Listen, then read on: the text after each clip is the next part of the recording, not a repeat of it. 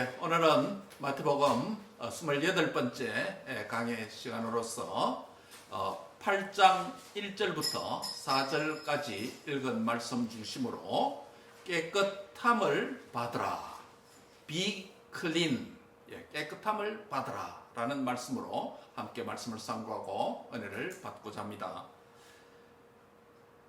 거듭 말씀드린 대로 예수님의 지상사역의 핵심 포인트는 무엇일까요? 그것은 바로 하나님의 나라입니다. 천국입니다. 그렇죠? 바로 산상설교의 예수님의 지상사역의 설교사역의 말씀사역의 모든 기적사역의 핵심으로서 마태복음 4장 17절에 보면 회개하라 천국이 가까웠느니라 라는 말씀을 하신 이후에 예수님의 지상사역이 이어지는 것을 볼 때에 예수님의 지상사역의 바로 포인트는 하나님의 나라다라는 것이었습니다. 바로 예수님의 그 인격과 사역을 통해서 하나님의 나라가 이 땅에 그리고 저와 여러분에게 이미 임한 것인 줄 믿습니다. 마태복음 5장부터 6장 7장까지의 산상설교가 이제 끝났습니다. 이제 이어지는 본문은 마태복음 8장 9장에서 예수님의 메시아로서 예수님께서 행하시는 기적 사건을 통해서 말씀 사역이 이어지고 있습니다. 산상설교가 예수님의 말씀 사역, 설교를 통한 하나님의 나라를 선포했다면 이어지는 마태복음 8장 9장에서는 예수님의 행위를 통해서 하나님의 나라를 선포합니다. 즉 예수님의 말씀 사역이든지 예수님의 행위 사역이든지 포인트는 뭐라고요? 하나님의 나라라는 것이죠. 산상설교를 통해서 말씀 사역을 통해서 하나님의 나라를 선포했고 또 8장 9장의 행위 기적 사역을 통해서 하나님의 나라를 선포했다는 것이죠. 하나님의 나라는 예수님의 핵심 포인트입니다. 하나님 나라를 선포하신 예수님의 말씀 사역과 행위 사역은 예수님이 누구신지를 계시하는 사역들이라고 요약할 수 있습니다. 즉 다시 말씀드리면 산상설교에서는 예수님께서 말씀 사역을 통해서 모세보다도 율법보다도 더 위대하신 예수님의 메시아의 인격을 계시하셨다면 이제 이어지는 8장 9장에서는 설교 후에 산에서 하산하셔서 병자들을 고치시는 치유 사역을 통해서 예수님 자신이 메시아이심을 계시하고 있습니다. 그러므로 예수님의 사역은 결국은 예수님 자신의 인격이 무엇인지 누구신지 계시하는 사역이라고 말할 수 있습니다. 마태복음 8장과 9장은 내용상 살펴보면 10개의 예수님의 기적 사역이 기록되어져 있습니다. 대부분은 예수님께서 질병을 고치시는 치유 사역입니다. 그 중에 맨 처음 등장하는 본문이 바로 오늘 우리가 함께 읽었던 8장 1절부터 4절까지 있는 이 내용, 한센병이라고 그러죠. 한센병, 나병을 고치신 예수님의 치유 사건으로서 오늘 본문이 이어지고 있습니다. 이러한 치유 사건을 통해서 예수님은 당시 로마의 신화에 등장하는 로마 사람들이 섬겼던 로마의 수많은 신들과 그리고 로마 황제의 권력보다도 더 위대하신 하나님의 능력을 가지신 그런 분으로 즉 예수님이 메시아라는 것을 계시하고 있다는 것입니다. 예수님의 치유 사건은 타락의 결과로서 오게 된 인간의 질병을 고침으로 새로운 창조, 뉴 크리에이션, 새로운 창조와 인간성 회복을 염두에 두고 일하십니다. 단순히 육체적 질병만 고치시는 것이 아니라 예수님의 치유 사역은 육체적 질병 치유 그 이상의 의미를 가지고 있습니다. 그래서 우리는 복음서에서 기록된 예수님의 치유 사역을 읽을 때에 이것은 사회적인 고립이라든지 소외, 경제적이고 영적이고 심리적인 측면을 모두 고려한 전인격적인 구원과 하나님의 형상을 회복하는 차원에서 예수님의 치유 사역을 이해해야 된다는 것입니다. 즉 단순한 질병 치유만 아니라는 것이죠. 하나님의 형상으로서 바로 인간의 전인격적인 회복, 구원, 이것과 관련되어 있다는 것입니다. 우리는 오늘 본문을 상고하기 전에 질병과 치유에 대한 우리 성경신학적인 입장, 이해를 대략 5가지로 먼저 요약하여 설명드리고자 합니다. 언젠가 제가 질병과 치유에 대한 이것을 더 축소해서 3가지로 말씀드린 적이 있습니다만 오늘은 좀 더 치유 사역에 대한 본문이 나왔기 때문에 질병과 치유에 대한 개혁주의적인 신학적 입장 또는 성경신학적인 입장 한 5가지 정도 먼저 서론격으로 본문을 강의하기 전에 설명드리고 시작하려고 합니다. 질병과 치유에 대한 성경의 가르치는 사항 첫 번째가 무엇입니까? 첫 번째는 뭐냐면 근원적으로 인간의 질병과 영적인 연약함은 뭐의 결과입니까? 예, 죄의 결과입니다. 근원적으로는 그렇습니다. 그러나 신약에 오면 예수님께서 조금 더 추가적인 말씀을 합니다. 하나님의 뜻 안에 있는 질병도 있다라는 개념을 말씀하죠. 어쨌든 근원적으로는 인간의 질병과 영적인 연약함은 인간의 죄의 결과다라는 점이 첫 번째 포인트입니다. 두 번째 포인트는 하나님은 모든 질병을 치유하실 수 있는 전능하신 분이다라는 점입니다. 하나님은 모든 질병, 즉 만병의 의사가 되시는 전능하신 분이시다라는 이 점을 우리가 기억해야 됩니다. 세 번째 포인트입니다. 세 번째 포인트는 현대 교회의 치유 사역은 대부분 육체적 질병, 정신적 질병의 대부분의 치유 사역은 일반 은총의 영역으로 와서 의료인들에게 위임되었다는 것입니다. 그래서 약과 의술을 우리 교회는, 성도들은 거부할 필요가 없습니다. 이 신학이 잘못 와전되어서 치유 사역을 현대 그리스도인들이 오해해서 일부 근본주의자들은 약과 의술의 도움을 받을 수 없다. 우리는 기도만 하면 된다. 라고 하는 이런 잘못된 신학을 가진 분들도 있습니다. 그래서 세 번째 포인트는 뭐냐면 현대 치유사역은 질병에 대한 치유사역은 대부분 일반 은총의 영역으로 왔습니다. 그래서 믿는 의료인이든 믿지 않는 의료인이든 의료인에게 위임되었습니다. 왜냐하면 그것이 일반 은총의 영역에 있기 때문에 그렇습니다. 태양이 믿는 자와 믿지 않는 자에게 골고루 비치는 일반 은총의 선물인 것처럼 바로 치유 사역도 그렇다는 것입니다. 그래서 우리는 약과 의술을 거부할 필요가 있습니까? 없습니까? 없습니다. 잘 사용해야 됩니다. 이것은 마치 율법의 3가지 분류가 있잖아요. 그렇죠? 율법의 3가지 분류 가운데서 시민법, 예를 들면 살인하면 어디로 피해라? 도피성으로 피해라고 하는 이 시민법이 현대 국가의 실정법 영역으로 옮겨온 것과 같습니다. 무슨 말입니까? 구약의 율법에 따르면 살인한 자는 보복을 방지하기 위해서 도피성에 피해됩니다. 그러나 이 바로 시민법 율법이 현대 국가에 살인하면 도피성으로 가는 것이 아니라 어디로 갑니까? 경찰서에 가고 재판을 받아서 감옥에 가게 되죠. 그래서 현대 국가의 실정법으로 넘어왔습니다. 오늘날 살인했다고 해서 어느 도피성을 피하든지 이것은 이런 법은 없습니다. 그렇죠? 치유사역도 그렇습니다. 치유사역도 일반 은총의 영역으로서 의료인들에게 넘겨진 것이지, 일반 은총이 위임된 것이지, 무조건 기도원 가서 기도하면 낫는다. 그렇지 않습니다. 그렇지 않습니다. 이게 세 번째 포인트입니다. 세 번째 포인트는 뭐라고요? 현대 치유사역이 대부분 일반 은총의 영역으로서 의료인들에게 위임되었다. 네 번째 포인트입니다.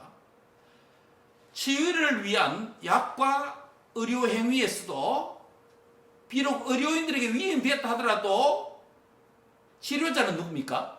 하나님이십니다. 그래서 우리는 기도를 통해서 치료자는 하나님이시다라는 것을 고백해야 합니다. 그래서 우리가 교회 안에서 기도 제목을 나눌 때, 환우들이 있을 때 좋은 의사를 만나고 좋은 치료를 만나고 좋은 약을 만나는 것, 그렇게 기도해야 될 이유가 있죠. 의료는 어디까지나 도구입니다. 약물은 어디까지나 도구일 뿐입니다. 치유자는 누구시다? 하나님이시다는 것입니다. 이것을 고백해야 됩니다. 무엇을 통해서요? 기도를 통해서 고백해야 된다는 것입니다. 네 번째 포인트가 무엇이냐면, 다시 말씀드리면 치유를 위한 약과 의료 행위에서조차도 기도를 통해서 치료자가 하나님이라는 사실을 고백해야 된다. 여기 네 번째 포인트. 마지막 포인트입니다. 성경에서 치유사역, 기적은 현대의 신유와 치유사역을 위한 문자적인 적용을 위한 것이 아니라, 물론 문자적으로 치유하실 수 있는 하나님의 능력은 전능한 분입니다. 아까 두 번째 포인트에서 이미 말씀드렸습니다. 그렇죠? 말씀드렸습니다. 그래서 다섯 번째 포인트는 성경에서 치유 기적은 현대의 신유와 치유 사역을 위한 문자적 적용을 위한 것이 아니라 예수님이 누구신가를 보여주는 사역이다라는 것입니다. 즉 성경에 기록된 치유 사역은 문자적으로 그대로 치유를 위한 적용의 본문이 아니라 이 치유 기적 사건을 통해서 결국 무엇을 보여줍니까? 예수님이 누구신가, 어떤 분인가, 저 복음을 믿도록 하는 것이 본질적인 목적이라는 것이죠. 거기에 적용을 맞춰야 된다는 것입니다. 질병과 치유에 대한 성경신학적인 또 계획주의지 신학적인 5가지 사항을 말씀드렸습니다. 요약하면 첫 번째는 근원적으로 인간의 질병과 약함은, 영적인 연약함은 죄의 결과다. 두 번째는 모든 질병을 치유할 수 있는 전능하신 분이 하나님이시다. 그럼에도 불구하고 치유사역은 대부분 일반 은총의 영역으로서 의료인들에게 위임되었다. 네 번째는 그럼에도 불구하고 우리는 기도를 통해서 치료자가, 참된 치료자는 하나님이다. 의사가 약이 고치는 게 아니라 그는 도구일 뿐이고, 약을 먹더라도 안 고쳐지는 경우가 많습니다. 의술이 최선을 다해도 안 고쳐질 때가 있습니다. 그래서 난치병이라고 부르고 불치병이라고 부르지 않습니까? 하나님이 치유하셔야 된다는 것이죠. 마지막은 성경에 기록된 치유 기적사역은 신유 치유를 위한 문자적 적용을 위한 본문이 아니라 예수님이 어떤 분인가, 여기에 맞춰야 된다는 것입니다. 이러한 5가지 사항을 서론적으로 고려한 이후에 우리는 이제 오늘 본문으로 들어가고자 합니다. 오늘 본문에서 예수님은 마태복음에 기록된 5교회 설교 중에 첫 번째 산상 설교를 마치고 산에서 내려오셨다는 정보를 우리에게 주고 있습니다. 역시 산 위에서 뿐만 아니라 내려오심에도 불구하고 역시 허다한 무리들이 예수님을 쫓아다니고 있습니다. 오늘 본문에 보면 그 중에 한 사람이 있는데, 한 나병 환자가 예수님께 나와서 절을 합니다. 그리고 하는 말이, 주여 원하시면 저를 깨끗게 하실 수 있나이다 라고 예수님께 자신의 심중을 말씀드립니다. 마태복음 8장에서 9장에 예수님이 행하신 10개의 치유 사역 가운데 그 첫 번째가 뭐라고요? 어떤 환자? 나병 환자를 산에서 내려오시자마자 만난 환자라는 점은 매우 중요한 의미가 있습니다. 왜 그러냐면 이 나병의 특징을 살펴봐야 되겠죠. 나병은 인간 원죄와 자범죄의 결과로서 주어진 죄의 비참을 가장 잘 표현하는 전형적인 상징적인 질병이라고 할 수 있습니다. 다시 말씀드립니다. 나병은 인간의 원죄와 자범죄의 결과로 주어진 죄에 대한 비참을 가장 잘 적나라하게 드러내는 전형적인 상징적인 질병이다 라고 말할 수 있습니다. 나병 환자는 가장 비참한 상태의 삶으로 전락합니다. 그에게는 아무런 도움이 없습니다. 아무런 소망도 없습니다. 절망과 고독과 그 자체입니다. 그래서 나병은 자타가 저주받은 병이라고 여겼습니다. 나병 환자는 사회로부터 그는 철저하게 격리되어서 생활해야만 했습니다. 나병 환자의 삶은 사회적이고 또 심리적인 고립과 고독을 의미합니다. 심지어 자신의 가족과 소속 공동체로부터 떨어져서 단절되어서 외롭게 살아야만 했습니다. 몸만 격리되고 고립되는 생활을 하는 것이 아니라 영혼의 고통과 고립까지 당해만 했습니다. 이런 나병과 그 결과는 인간의 죄의 결과가 얼마나 심각하고 비참한지를 아주 잘 보여주는 그림자와 같은 그런 질병으로 성경이 묘사합니다. 신구약 성경에는 이 나병, 한센병을 앓는 여러 사람을 소개하고 있습니다. 몇 사람만 소개하고자 합니다. 예를 들면 열왕기하 5장에 따르면 아람 왕의 군대 장관 누구요? 나만이 엘리사의 말대로 요단강에 7번 씻음으로 그의 나병이 깨끗하게 치료되는 사건을 기록하고 있습니다. 이 사건을 열왕기하, 엘리사 내러티브에만 기록한 게 아니고 이 본문을 누가복음 4장에서 이 사건을 인용하면서 이렇게 말합니다.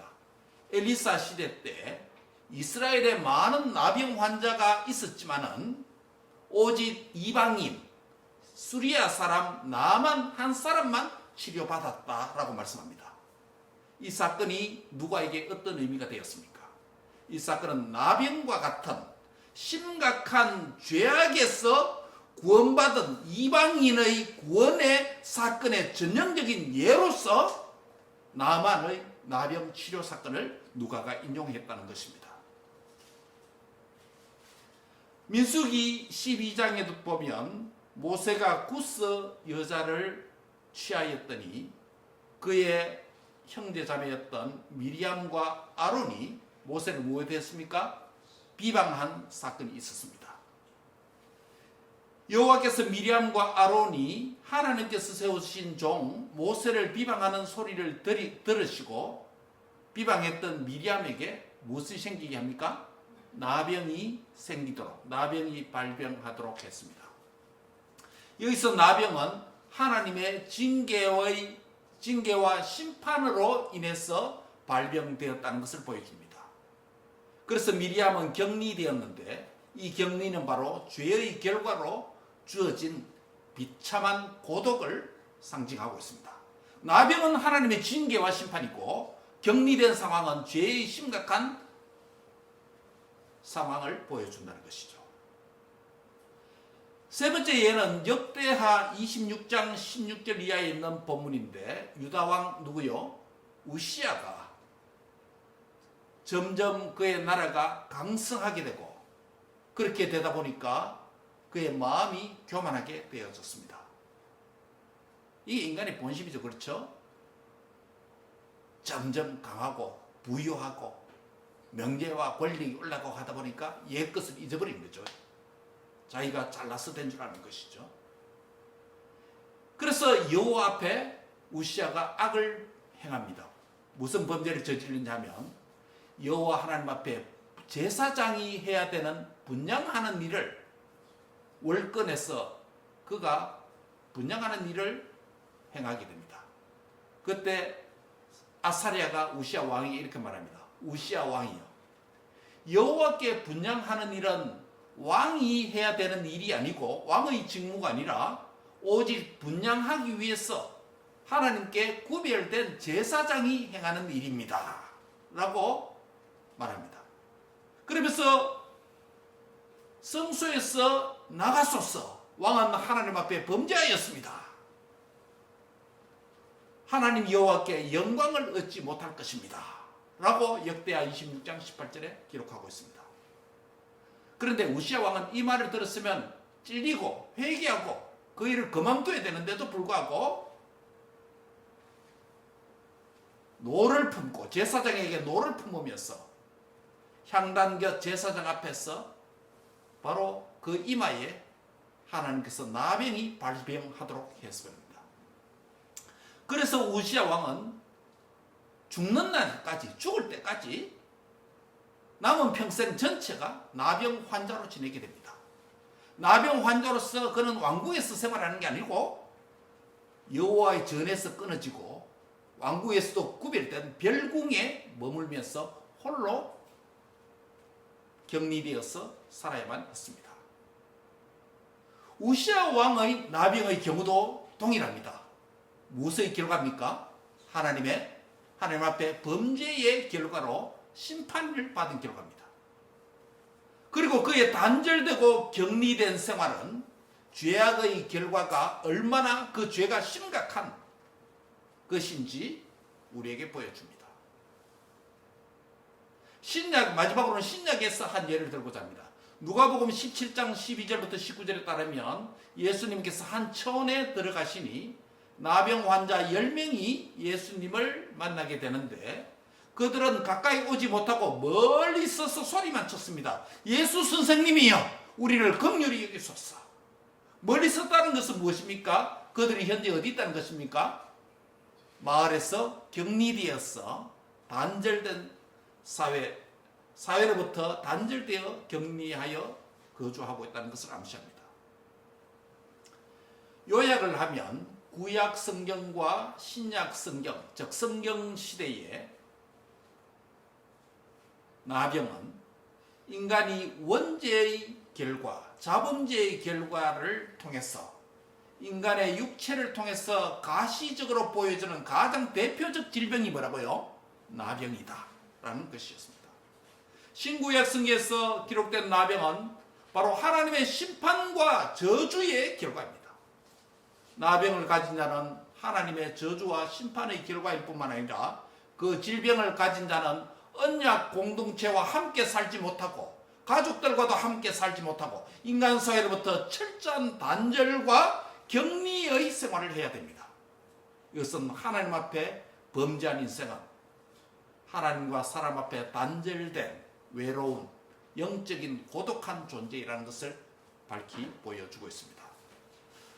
하나님의 저주와 심판으로 인하여서 생겼다고 인식되었던 이 나병을 앓는 병자들은 오직 하나님만이 이 질병을 고칠 수 있는 분이라고 여겼습니다. 그래서 오늘 본문 2절에 보면 예수님께 나온 이 나병 환자는 뭐라고 말합니까? 주여 원하시면, 이것은 다른 데 가서 고칠 게 아니라 오직 주님만 할 수 있는 분이고 또 주님이 원하셔야 고침을 받는다는 고백합니다. 즉 참된 치료자는 누구다? 하나님밖에 없다는 것입니다.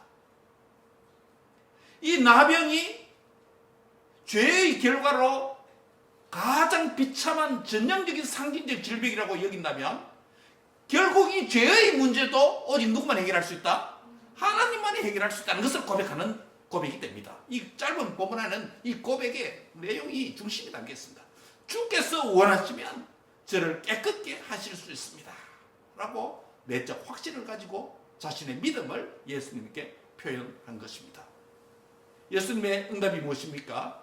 그에게 손을 내어 밀어 대시며 내가 원하노니 깨끗함을 받으라. 아멘. 내가 원하노니, 주님 원하신다는 것입니다.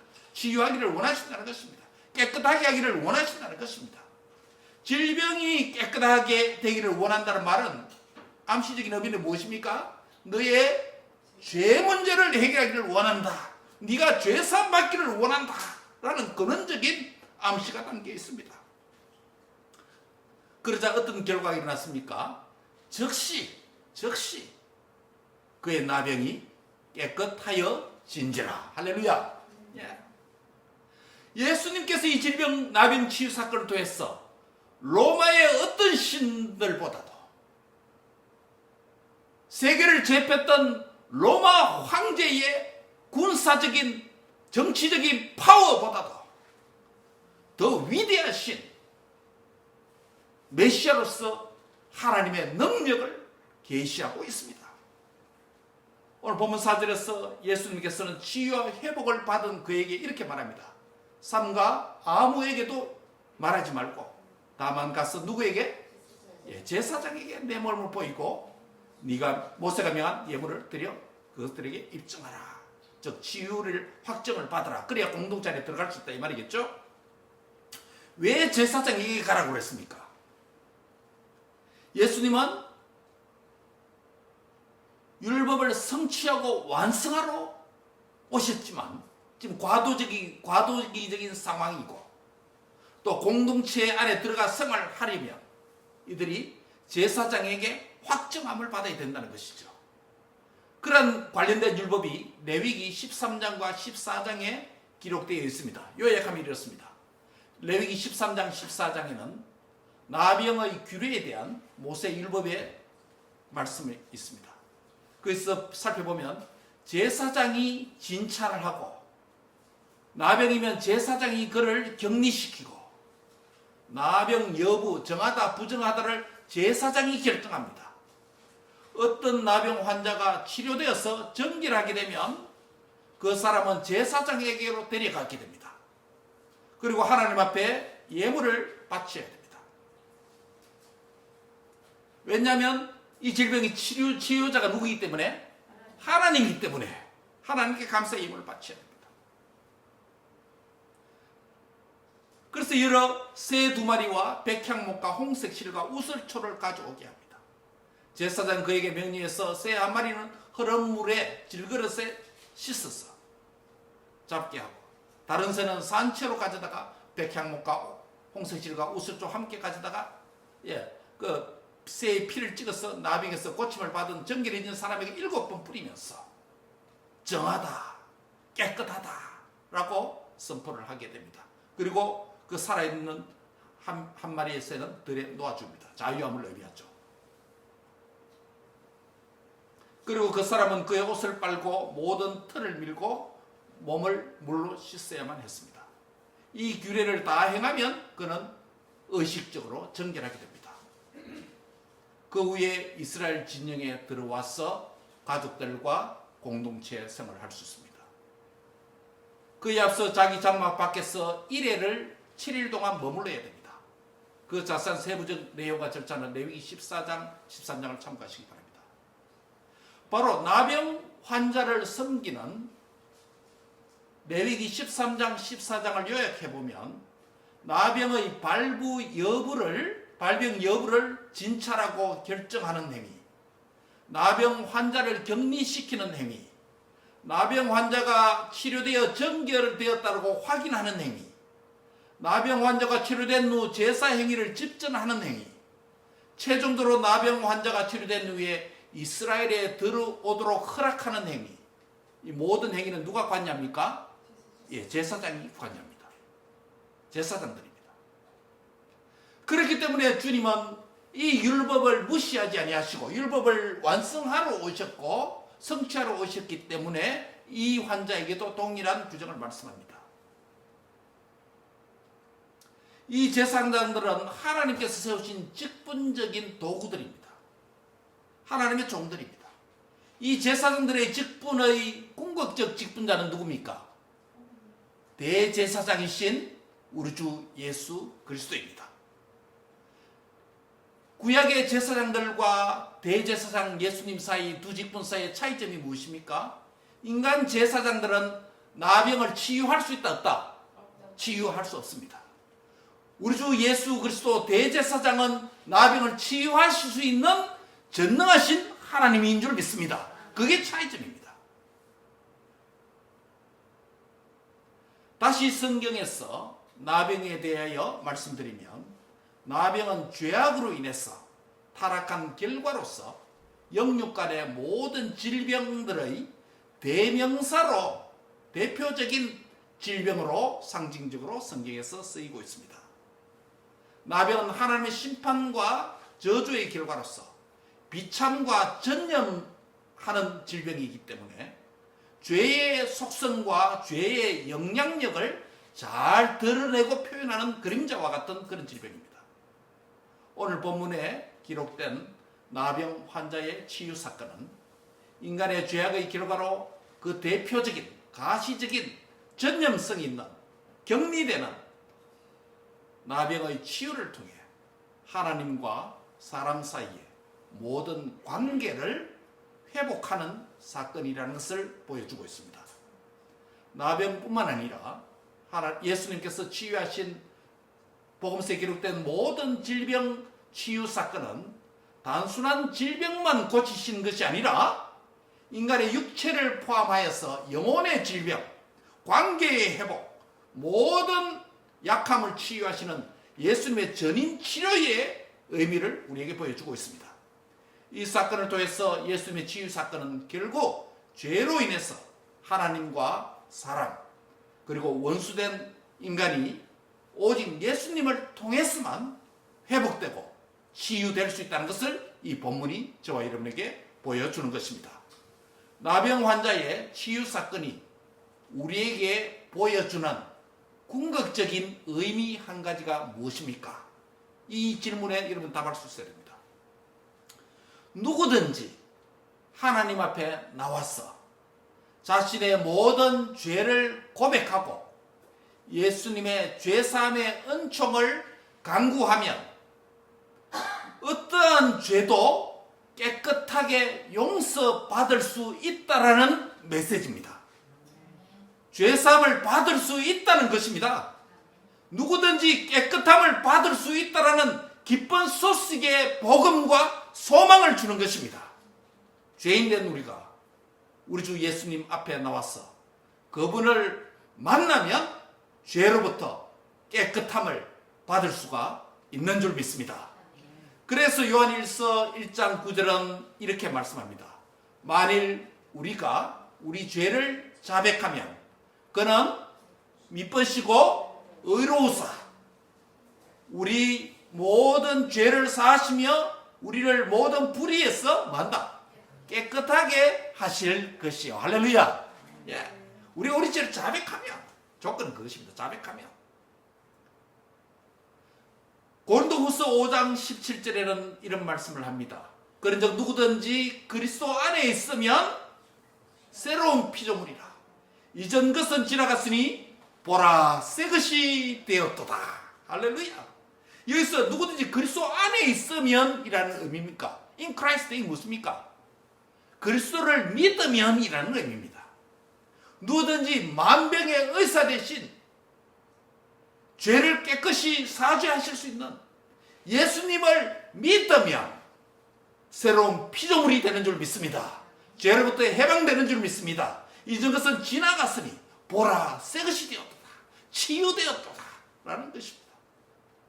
그러므로 예수님만이 우리의 모든 죄악과 그 죄악의 나병과 같은 비참함으로부터 깨끗게 하고 자유케 하는 유일한 분이심을 믿으시기 바랍니다. 말씀을 맺습니다. 나병은 바로 이러한 철저한 관계 단절, 고독과 외로움의 영적인 질병의 표상입니다. 죄악의 나병은 하나님과 사람의 관계를 파괴하고 단절의 고통과 고독을 느끼게 합니다. 예수님의 나병 치유는 단절된 모든 관계를 회복하는 죄사함을 의미합니다. 그래서 예수님은 그 나병 환자에게 뭐라고 말합니까? 따라합니다. 깨끗함을 받으라. 깨끗함을 받으라. Be clean. 깨끗함을 받으라. 라고 선언합니다. 하나님은 우리의 죄악을 용서하기를 원하십니다.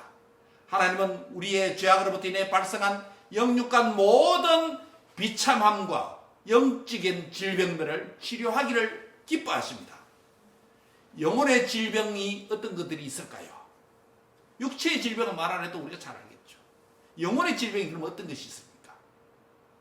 하나님 없이 사는 것, 예수 그리스도를 믿는 믿음 없이 자기 중심으로 사는 것, 하나님의 말씀의 기준 없이 세상의 방식대로 사는 삶, 그러한 삶은, 그러한 영혼의 질병은 고독의 질병입니다. 하나님의 존재와 그분의 능력을 신뢰하지 못하고 나는 안 된다라고 생각하고 살아가는 절망의 병, 패배주의의 병, 이런 것들도 영혼의 질병입니다. 하나님이 살아계시고 역사하시고 세상 끝날까지 내가 너희와 함께 하겠다라고 임마누엘 동행의 약속을 하셨음에도 불구하고 작은 실행과 역경 앞에서도 벌벌 떨고 걱정에서 해방되지 못하고 사로잡혀 사는 사람 역시 영혼의 질병을 앓고 있습니다. 하나님에 대한 감사와 기쁨으로 예배하는 삶 없이 세상의 기쁨과 즐거움에 도취되어서 예배의 즐거움을 잃어버린 삶도 깊은 심각한 영혼의 질병을 앓는 환자입니다. 세상에서 어떻게 살아야 할지 모르고 삶의 목표와 방향을 상실하고 사명을 망각한 자도 영혼의 질병의 환자, 중병을 앓는 자입니다. 하나님과 사람과의 건강한 관계가 파괴되어서 단절된 삶을 사는 것도 나병과 같은 영혼의 질병입니다. 사랑하는 형제 자매 여러분, 예수님은 2000년 전에 나병을 치료하여서 깨끗하게 하신 이 사역을 통해서 자신이 누구신지, 자신이 메시아이심을 계시해 주셨습니다.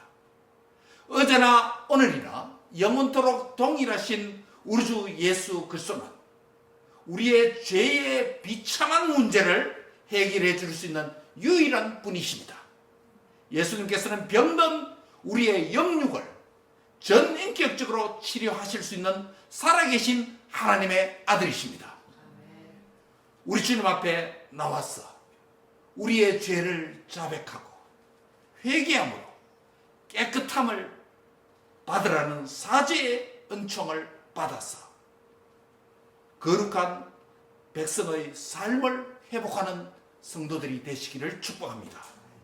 더 나아가서 우리 안에 존재하는 모든 종류의 죄악과 관계 단절과 교제의 단절, 영적인 심각한 질병, 나병과 같은 영적인 나병들이 예수님의 능력 안에서 그분을 의지하고 그분의 치료의 도움을 받아서 깨끗함을 받는 은혜가 있기를 바랍니다. 그래서 그리스도 안에서 참된 평화와 화평의 삶을 회복하여 누리는 하나님과 모든 사람과 복된 교제와 교통의 은총을 누리는 은총이 함께 하시기를 축복합니다. 기도하겠습니다. 하나님 감사합니다. 산상설교를 마친 이후에 마태복음 8, 9장에서 10가지 기적사역 가운데 최초의 사건으로서 인간의 죄악의 심각한 결과로서 그 죄악의 비참함을 가장 적나라하게 보여주는 대표적인 상징적인 질병인 나병을 통해서 또 나병의 치유를 통해서 우리의 죄악과 우리의 영혼에 깊이 병들어 내재되어 있는 영혼의 질병의 치유의 길을 우리에게 보여주심을 감사합니다. 예수님은 나의 치료자이십니다. 나를 고칠 수 있는 전능자 하나님이십니다. 만병의 의사 되신 예수님이시여, 나의 질병을 치료하여 주시옵소서. 내 영혼의 심각한 중병을 고쳐 주옵소서. 주님께 내 환부를, 아픈 환부를 내려놓사오니 주여 만져 주시옵소서. 깨끗함을 받으라는 치유의 음성을 듣게 하여 주옵소서. 우리의 치료자 되시는 예수님의 이름으로 기도하옵나이다. 아멘.